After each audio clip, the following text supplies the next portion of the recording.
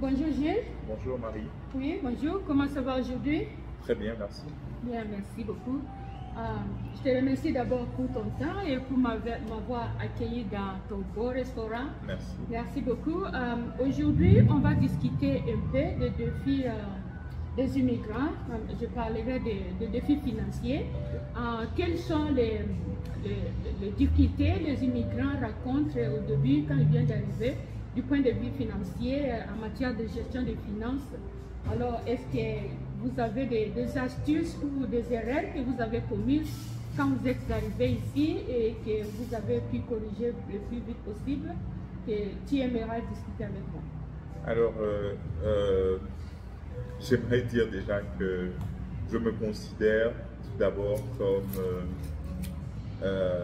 quelqu'un qui est toujours en quête de savoir ou alors de cette connaissance-là pour mieux gérer les affaires et son parcours d'immigrant. Néanmoins, effectivement, on apprend chaque jour de comment gérer ses finances, quelles sont les erreurs à éviter, et ma petite expérience, ma petite histoire, je peux la raconter pour le bien-être des auditeurs. Okay, merci beaucoup. Alors, quelles sont les astuces financières, les astuces que tu aurais aimé savoir plus tôt quand tu es arrivé au Canada? Bon, nous sommes dans un système qui consacre le crédit. Ça, c'est une réalité qu'il faut connaître et que peut-être j'ai connu de certains aînés. Je parle d'aînés dans l'expérience canadienne. Donc, je dirais, la première des choses serait comment bâtir véritablement sa cote de crédit. Et plus ou moins, quel est le secret pour pouvoir la relever si on a une mauvaise cote. Ok. Mais quand les immigrants arrivent ici, ils se demandent comment les faire. Ils attendent toutes sortes d'histoires sur les cartes de crédit. Ils ont peur d'utiliser la carte de crédit. Et puis, est-ce que tu as une réponse à ça? Qu'est-ce que tu leur diras? La première des choses, c'est qu'il ne faut pas avoir peur de la carte de crédit. Elle est fondamentale. Il faut savoir l'utiliser. Pour parler de son utilisation, je vais peut-être redire un conseil que les banquiers ici ont l'habitude de donner. C'est la règle du 30 à 35%, qui est une clé dans l'utilisation de la carte de crédit. C'est de pouvoir utiliser en moyenne 35% du montant de sa carte et de garder cette moyenne constante. Maintenant, pour ceux qui ont un taux de crédit faible, une des astuces que j'ai apprises pour pouvoir relever le taux de crédit rapidement, c'est justement de pouvoir utiliser, de faire des achats avec la carte de crédit, contrairement à ceux qui pensent que c'est mieux de faire les achats avec sa disponibilité, donc son compte de chèque. Il est préférable de faire des achats avec la carte de crédit et de rembourser avec le compte de chèque automatiquement ou bien 1 ou 2 jours après. Ça améliore le taux de crédit. La deuxième astuce que les gens devraient intégrer, c'est augmenter sa crédibilité auprès des prêteurs. Donc, il est toujours conseillé d'avoir plusieurs cartes de crédit. Mais le piège, c'est lorsqu'on a plusieurs cartes de crédit, on est tenté de se dire qu'on a de l'argent, donc on va faire des dépenses futiles. Non? Exactement. C'est avoir plusieurs cartes de crédit, mais d'avoir la notion du 35%, c'est-à-dire que l'utilisation globale de nos cartes de crédit, au cas où on les utilise au maximum, devrait se limiter à 35% de tous les montants qu'on a sur ces cartes de crédit.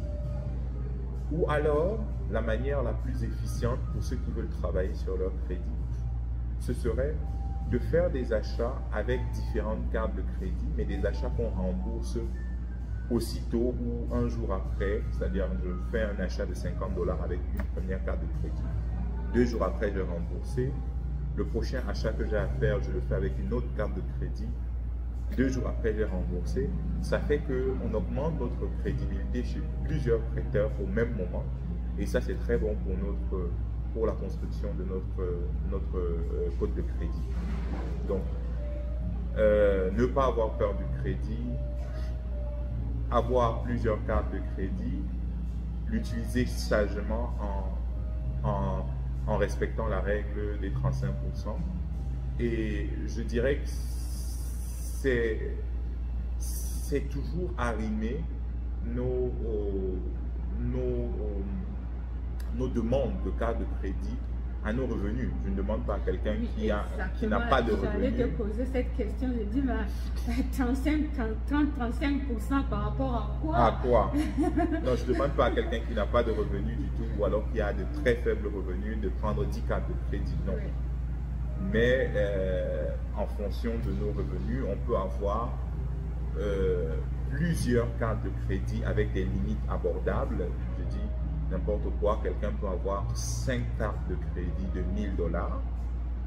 Ça a plus de valeur qu'une carte de crédit de 5000 $. Okay. Et en essayant de garder le même niveau de 35% d'utilisation maximum. Pour bâtir son crédit. Pour bâtir son crédit. Est-ce qu'il n'y a que la carte de crédit pour bâtir son crédit ou il y a aussi d'autres choses qui s'ajoutent à ça? Au-delà de la carte de crédit, effectivement, on a les factures en général, que ce soit téléphone, électricité et même ses engagements. Moi, je connais une amie qui a bâti aussi sa cote de crédit à travers les achats à Firme, par exemple, qui est une société de crédit. Tu peux prendre, il y en a qui travaillent peut-être pour se payer de belles vacances en fin d'année, qui vont acheter un billet d'avion pour rentrer au pays. Mais que de prendre un billet d'avion direct, où on finance 100% à travers notre épargne, et à prendre un billet payable avec de mensualité, ça aide à bâtir le crédit.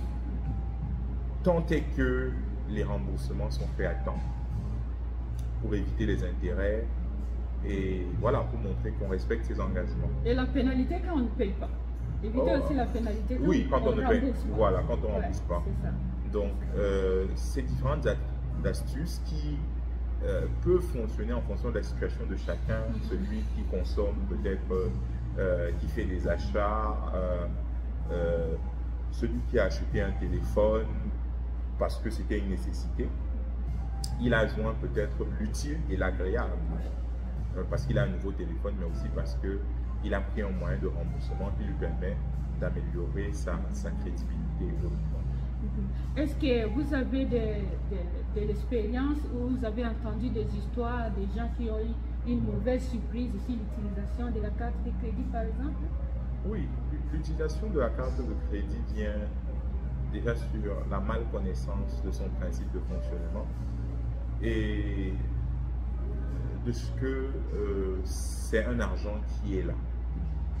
Généralement, lorsqu'on a un argent qui est là, on est tenté de faire des dépenses. C'est disponible pour dépenser. Voilà, des dépenses fortuites.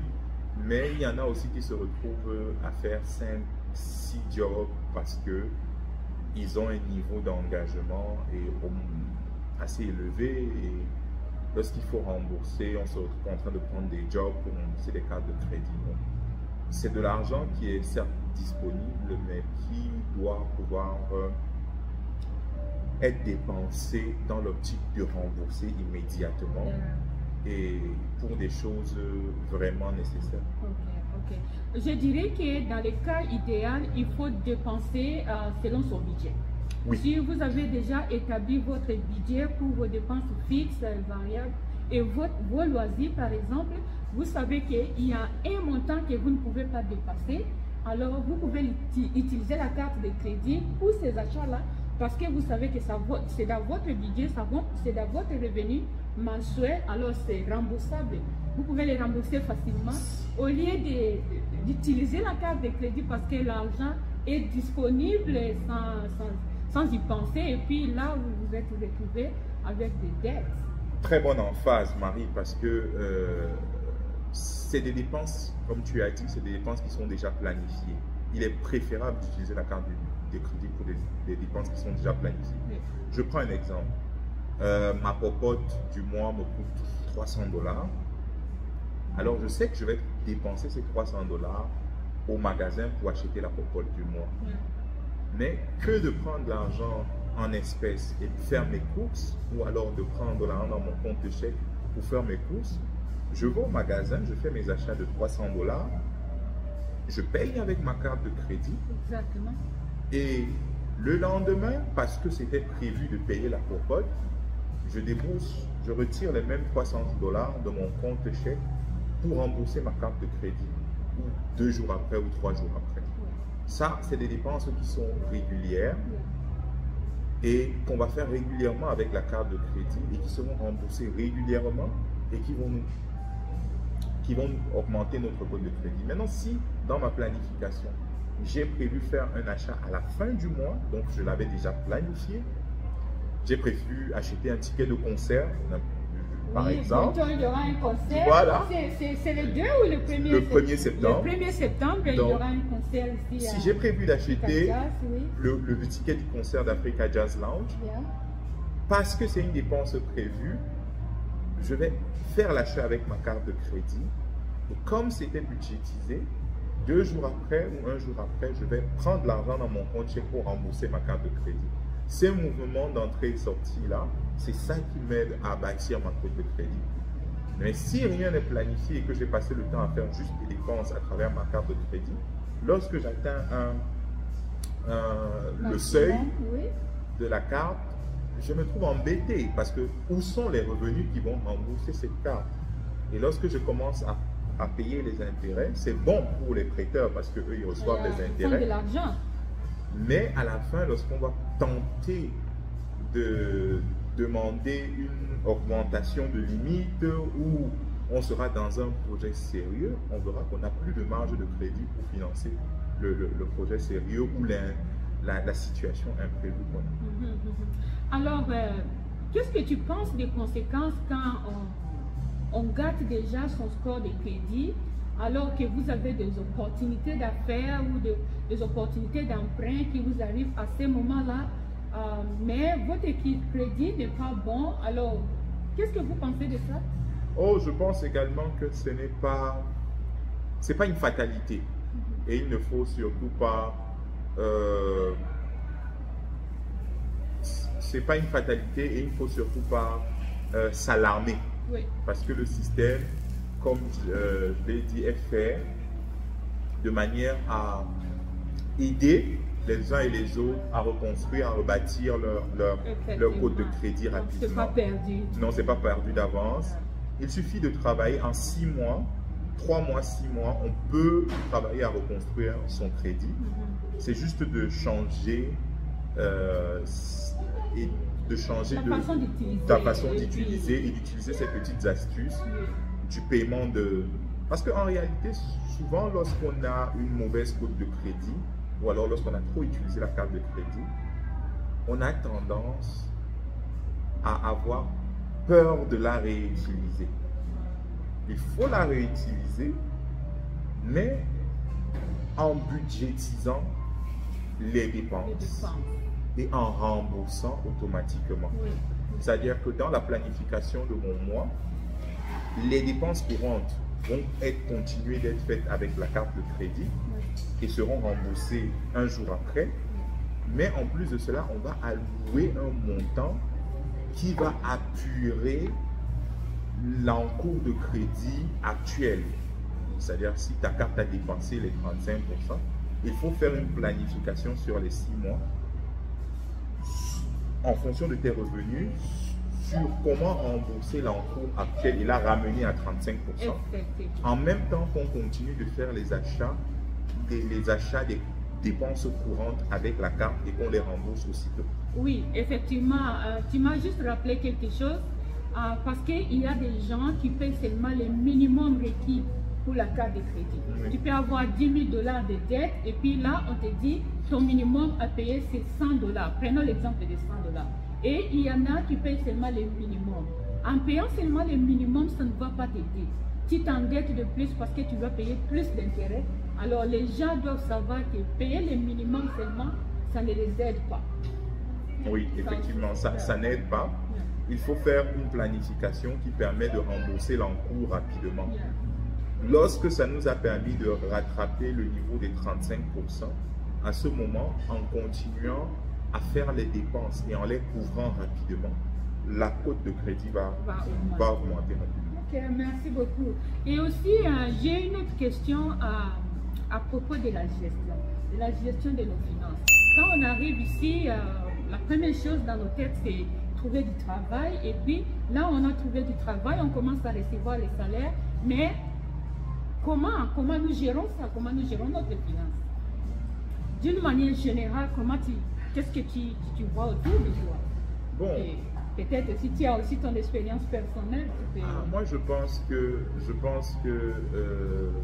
il faut éviter le piège du je trouve le travail et on s'installe dans une zone de confort où le travail ou alors les revenus sont là pour gérer les charges et peut-être s'offrir de belles vacances ou bien envoyer de l'argent au pays.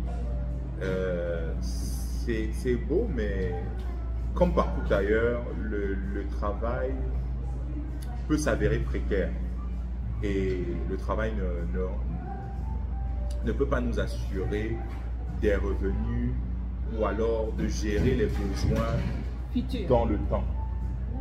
De gérer les besoins dans le temps. Et donc, c'est toujours bien de planifier et de penser à investir.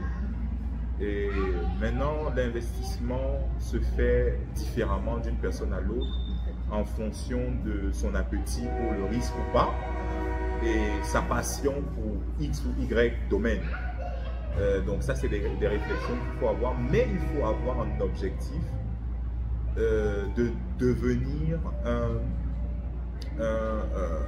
un entrepreneur, entre guillemets, parce que il y a des entrepreneurs qui sont, on parle souvent de carrièrepreneur, c'est-à-dire quelqu'un qui a une carrière et qui à côté est entrepreneur. Il peut faire un side business ou alors des investissements qui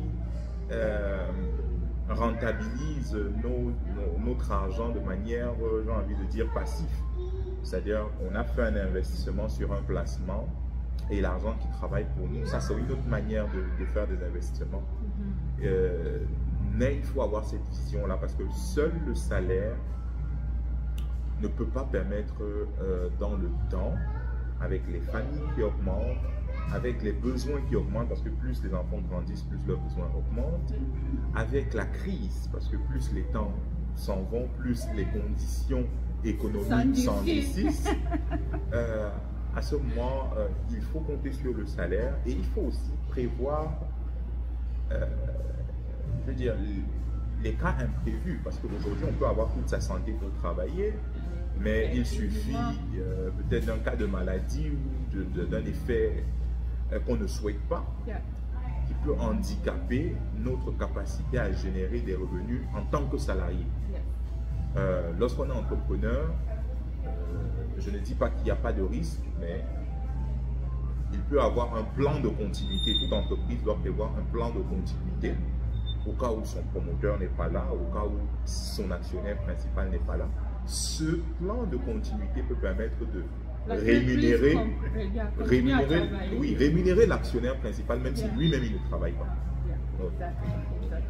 Ça c'est un bon point, mais tout le monde ne peut pas être entrepreneur, par exemple. Oui, tout le monde ne peut pas être entrepreneur. Est-ce que tu as un conseil ou une réponse à ceux-là qui disent « Oh, mais moi je ne peux pas être entrepreneur, qu'est-ce que je fais ?» Maintenant, lorsqu'on ne peut pas être entrepreneur, il y a d'autres moyens d'investissement. On a parlé des placements, on a parlé il y a des assurances.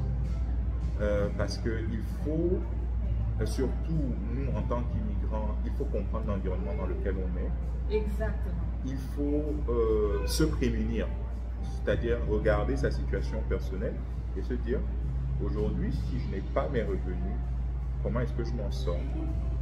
Comment est-ce que mes enfants vont continuer à aller à l'école? Comment je vais payer mon hypothèque, mes factures? Voilà, il faut se poser ces questions et pouvoir trouver une solution qui sied à chacun. Parce que la solution, ma solution ne sera pas la tienne, Marie, en fonction de nos spécificités. Mais quelqu'un peut choisir d'investir dans des assurances pour se prémunir de certains risques. Certains qui ont des revenus encore plus intéressants peuvent choisir d'aller vers des investissements. Certains peuvent choisir d'aller vers l'entrepreneuriat et voilà. Exactement. Donc ça, les gens doivent comprendre qu'il faut investir. Mais il y a beaucoup de façons d'investir. Tu peux investir dans le business ou si tu dis que moi je ne peux pas devenir entrepreneur, tu peux placer ton argent par exemple dans les fonds distincts, dans les fonds mutuels. Tu sais, il y a la bourse aussi, il faut explorer, pourquoi pas, pour les jeunes, par exemple, les cryptos, les bitcoins, pourquoi pas, explorer un peu. Moi, je suis un peu prudente avec les bitcoins et les cryptos, mais je me dis qu'il faut quand même explorer parce que j'ai entendu de belles histoires là-bas. Je sais que 99% des personnes qui placent l'argent là-bas, ils perdent l'argent, mais il faut quand même être curieux, je dirais.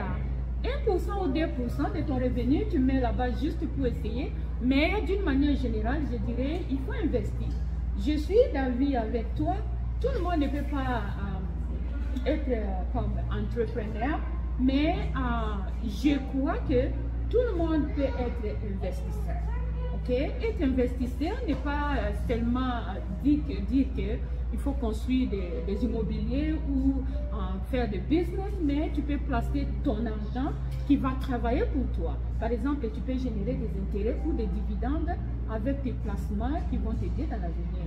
Comme tu disais, l'argent passif, le revenu passif, les dividendes à travers tes placements, par exemple. Au lieu de regarder seulement le court terme, quand on vient ici, ok, j'ai trouvé mon travail, j'ai une maison, j'ai une voiture, et puis c'est tout. Tu ne regardes pas les long terme. Oui, non, moi je pense que effectivement c'est très bien résumé.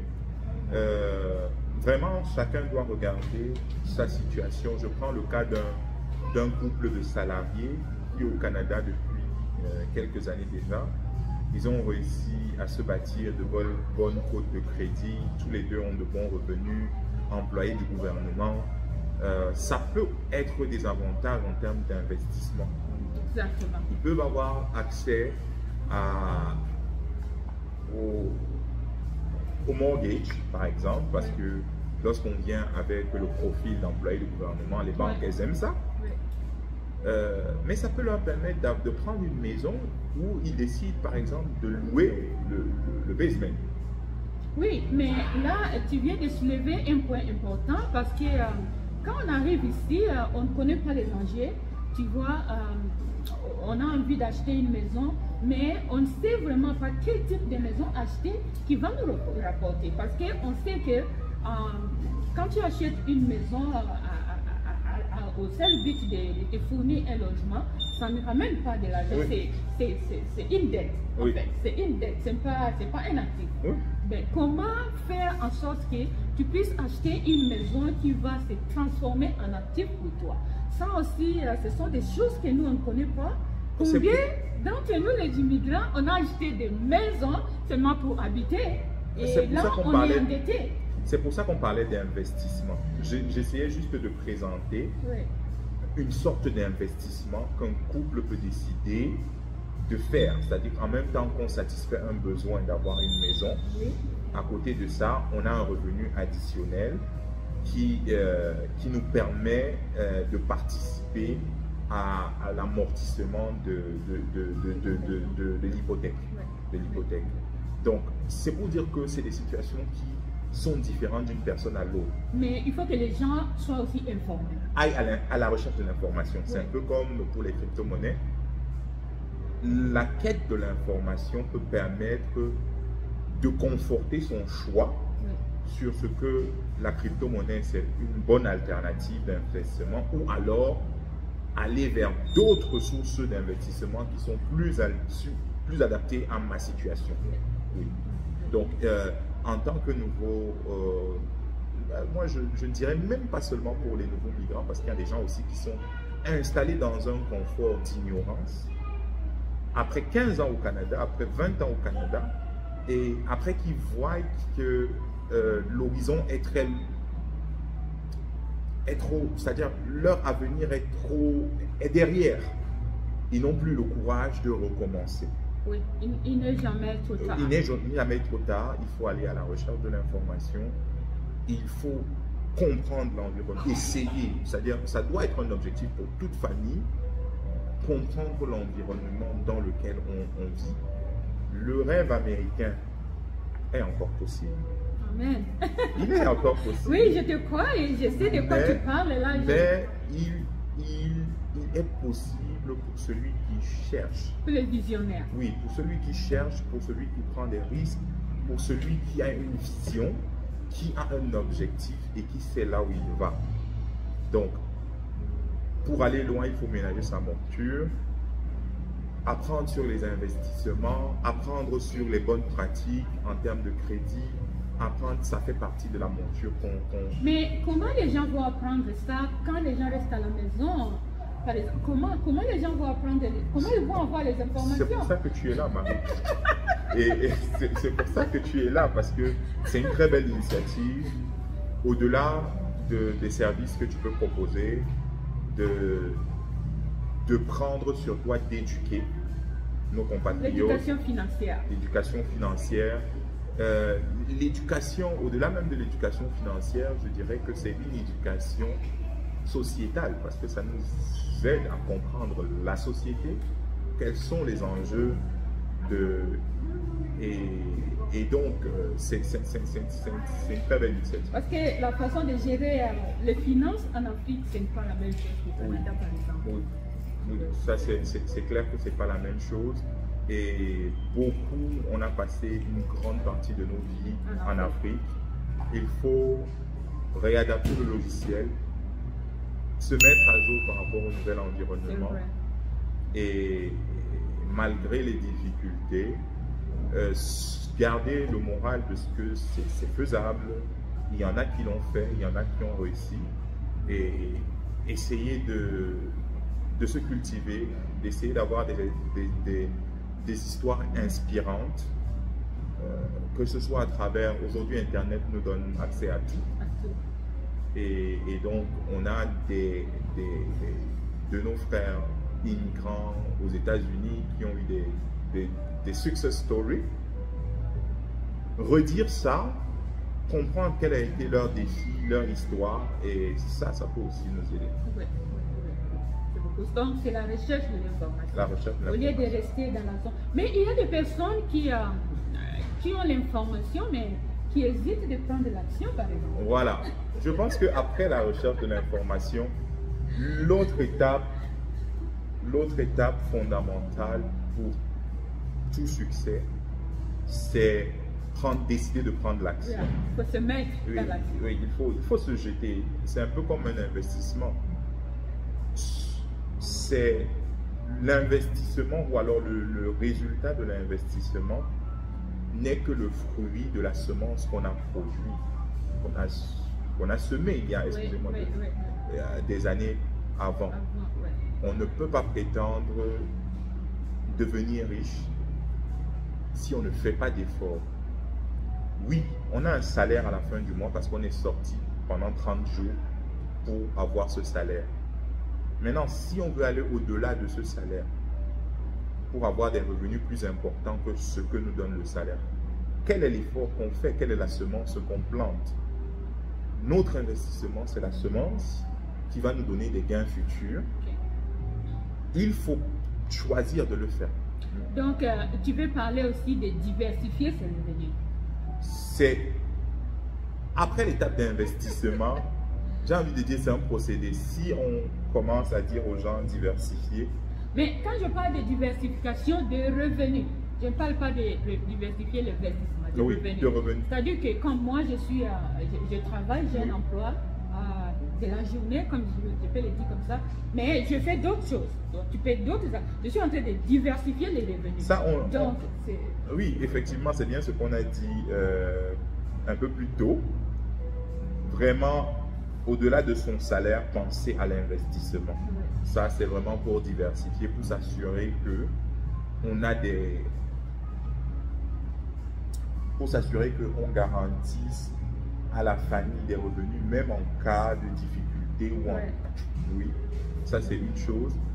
Mais au-delà, j'aimerais aussi embrayer, lorsqu'on est déjà investisseur, parce que peut-être parmi ceux qui nous regardent, il y a des investisseurs, mais à long terme, il faut penser aussi à la diversification de ces investissements pour pouvoir se garantir une certaine stabilité, quelles que soient les fluctuations d'un secteur. Oui. Et tu sais aussi que quand tes finances ne sont pas stables, ça crée des stress aussi. Ça crée des problèmes de santé. Alors, c'est un cercle. Ouais. Tu vois? J'ai une question. Qu'est-ce que tu penses comment je vais formuler ça? Qu'est-ce que tu diras aux gens qui pensent qu'il faut avoir beaucoup d'argent pour investir?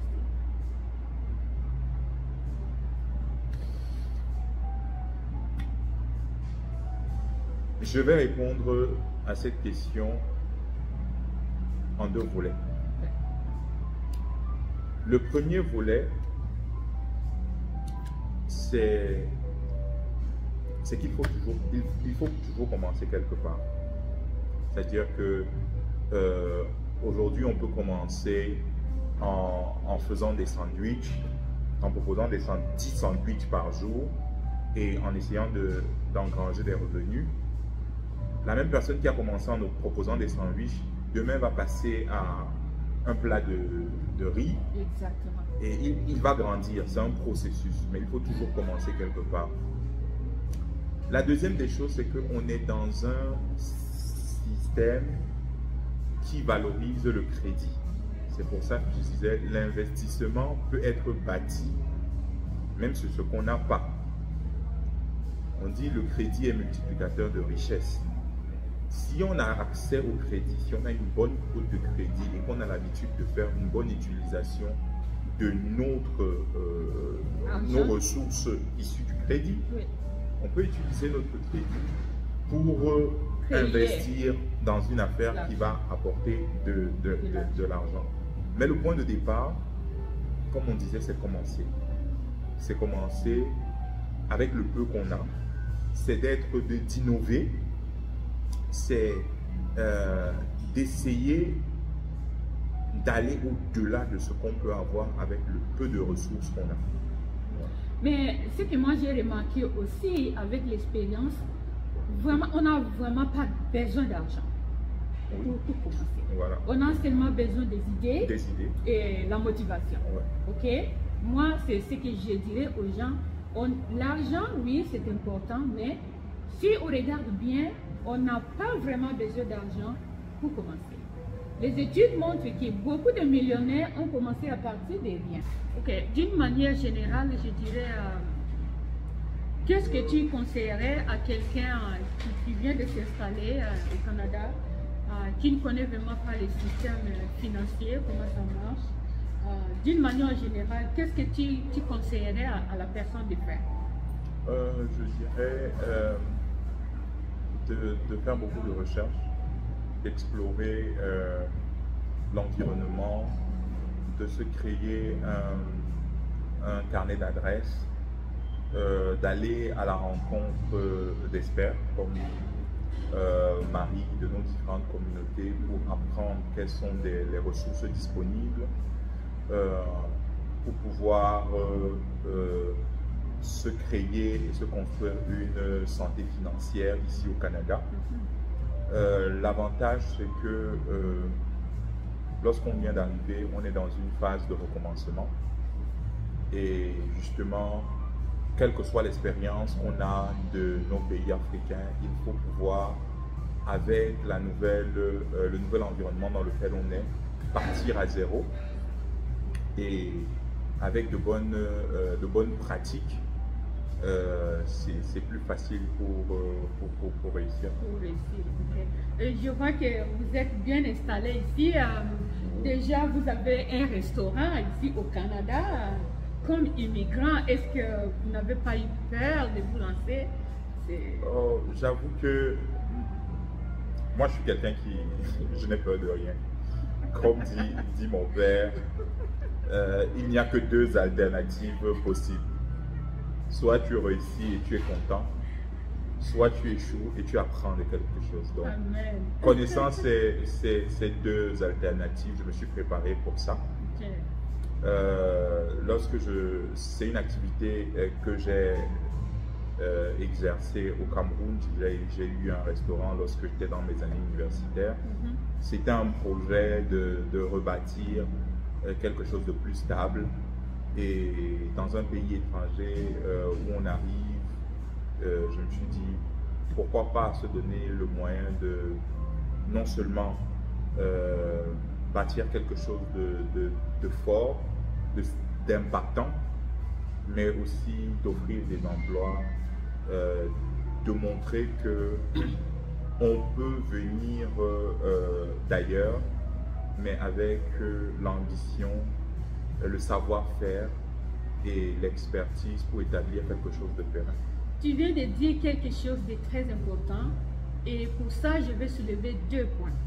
La première chose, tu es un exemple pour nos jeunes Africains, nos jeunes immigrants qui arrivent. Quand ils voient des personnes comme vous, ils sont inspirés, ils peuvent s'inspirer, ils disent c'est possible. Okay? Ça, c'est vraiment quelque chose de très bien que vous êtes en train de faire. Et merci beaucoup, je vous encourage de continuer pour donner l'exemple à nos jeunes qui sont ici, qui peuvent penser que les affaires, les restaurants, c'est pour les autres. Nous autres, on est là seulement pour être des employés. Alors ça, c'est vraiment un bon exemple. Deuxième point que je voulais soulever, c'est ce que j'ai remarqué avec mon travail. Dans les autres communautés, ils ont des personnes qui sont des entrepreneurs. Il y a tellement beaucoup d'entrepreneurs dans les communautés. Je ne vais pas citer ces communautés ici. Alors, ce qui fait que nous, comme immigrants africains, quand on arrive ici, qu'on ait nos diplômes, nos qualifications ou pas, on a vraiment des difficultés à trouver du travail dans le premier mois. Parce que dans notre communauté, je dirais, il n'y a pas beaucoup d'entrepreneurs et il n'y a personne qui peut accepter de prendre sans expérience canadienne, comme on le dit. Mais quand je vois les immigrants des autres communautés qui arrivent ici, par exemple, il va trouver qu'il y a un Indien qui a un restaurant ou un café quelque part. Il y a un Indien qui vient d'arriver, il va l'embaucher. Il va l'embaucher, ils vont parler leur langue et puis bon, il trouve du travail rapidement en entendant qu'il trouve mieux, mais il est intégré dans sa communauté, pas seulement l'intégration sociale et l'intégration aussi au niveau de l'emploi. Ça, c'est quelque chose de très important. Je dirais, nous devons faire un effort dans ce sens-là pour avoir aussi beaucoup de nos entrepreneurs qui s'implantent aussi au Canada pour faciliter aussi l'intégration de l'emploi de nos compatriotes dans ce sens. Oui, ça prend beaucoup. Ça prend le désir de la communauté d'aller dans cette vision-là, mais aussi de supporter les différents business. Parce que certes, on crée de l'emploi, mais ce n'est possible que si on a un business qui est soutenu par une communauté. C'est parce qu'on a des clients, parce qu'on a des gens qui viennent manger, qu'on est capable de payer les salaires, qu'on est capable de supporter la communauté en recrutant les membres de la communauté. Donc, ça, on doit avoir ça comme ambition, de se dire, parce que malheureusement dans nos communautés, on dit, moi je l'entends tous les jours, tous les Africains savent bien préparer, alors on n'a pas besoin de restaurant. Mais si on ouvre un restaurant pour que ce soit les autres qui viennent manger, et pour employer nos propres gens, ça devient un peu paradoxal. Donc, même si on s'est préparé, il faut créer de l'ambiance. Et c'est parce qu'on verra qu'il y a une valeur, que les gens se sentent à l'aise, que les gens patronisent, supportent leur business, que les autres communautés vont aussi venir voir, découvrir et autres. Donc, ce n'est réalisable que si on a des communautés qui soutiennent effectivement les business. Effectivement, je vais dire ça, mais je ne me plais pas. Je dis, moi, j'ai créé une chaîne, pas pour moi. L'éducation financière, moi, je le connais et je continue d'apprendre, mais pour que les gens puissent seulement s'abonner à ma chaîne, c'est tout un problème. Mais alors que s'ils s'abonnent, ils vont avoir de l'information qui va les aider à booster leurs finances. Mais tu vois, c'est un peu comme tu dis là, il faut soutenir nos business. C'est vrai, moi je suis dans une association, mais je suis la seule noire dans cette association-là. Mais qu'est-ce qu'on fait? Chaque mois, on va... C'est des femmes canadiennes qui ont des business. Chaque mois, on va cotiser $50 et on va aller soutenir le business d'une personne. S'il y a un membre parmi nous qui a un restaurant, on va cotiser $50 chacun. On va aller tous manger dans son restaurant. Si quelqu'un a, par exemple, il fait le salon de coiffure, on va cotiser, on va aller là-bas, la personne va nous accueillir, on va avoir ses services, il y en a qui vont couper les cheveux, il y en a qui vont... Donc, c'est une façon de se soutenir dans la communauté aussi, mais je pense que nous devons apprendre, comme on dit, l'information dans notre communauté, c'est dans tous les aspects. Oui, c'est dans tous les aspects. Le business, c'est vraiment dans tous les aspects. C'est dans tous les aspects, et comme on dit, créer une chaîne de valeur. J'ai lu un article cette semaine qui m'a impacté, et cet article parlait des communautés juives qui étaient des tenanciers des affaires avant, et on nous faisait savoir dans cet article que l'argent sort de la communauté après la 19e personne, c'est-à-dire l'argent tourne dans la communauté 18 fois avant de se retrouver à la 19e fois chez un étranger. Donc, il faut créer une chaîne de valeur où on peut avoir des services qu'on peut s'offrir nous-mêmes, mais pour l'intérêt, pour l'épanouissement de nos communautés dans l'environnement dans lequel on est, on se soutient et on essaye de créer des chaînes de valeur où il y a plusieurs intervenants, mais qui sont représentatifs de nos communautés. Et c'est comme ça qu'on va grandir ensemble. C'est comme ça qu'on va grandir ensemble. Donc, merci à Marie pour cette belle initiative. Merci beaucoup. Je vous invite d'ailleurs à vous abonner à la page de Marie pour en prendre davantage sur l'éducation financière. Également sur la page de Africa Jazz Lounge, la chaîne YouTube de Africa Jazz Lounge, pour voir avec nous nos actualités, nos recettes, nos programmes. Et il y a de belles choses qui sont à venir. Merci beaucoup. Au revoir et à la prochaine. À la prochaine. Merci. Bye.